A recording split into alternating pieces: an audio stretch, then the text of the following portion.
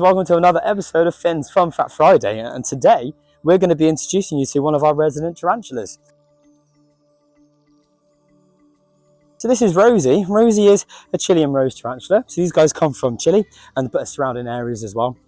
But what's really cool about tarantulas, guys, is that they are arachnids. So arachnids, you may think, have 8 legs, and that is correct, they do.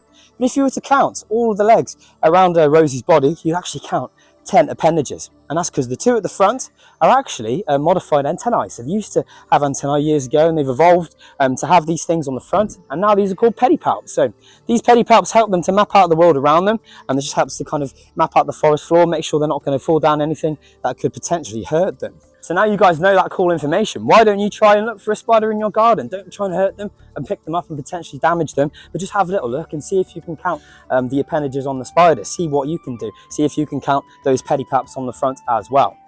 But if we spin around, guys, and we have a look at the abdomen, or what you guys might call the bum of the tarantula, you can see she's got these hairs all over that abdomen, and that is their primary defense mechanism. That is how they would help to defend themselves from predators. They would put their back legs on that abdomen and they flick those hairs into the air. So those hairs are called urticating hairs, and they're basically really, really itchy. If you inhale them through your nose or your mouth, or they get in your eyes, they'll just cause severe irritation. It's going to help potentially put off any predator from trying to hurt her, which is really cool. All spiders are venomous, even the ones that live in the UK, but there is a difference between venom and poison. I'd just like to point out to you guys. So venom is injected into your bloodstream. So that could be a bee sting, could be a tarantula bite, it could be a snake bite, but poison is ingested. So you've got to eat it, so maybe like some dodgy food, or maybe just some horrible chemical that you would accidentally ingest. That would be a bit different. So spiders are actually venomous. And how they kill their prey, they inject their venom into them, and there's enzymes in that venom that break down their body parts inside, so they can slurp it out like a straw. Just so when you guys are next time having your slush puppy, remember that that's what tarantulas do to insects.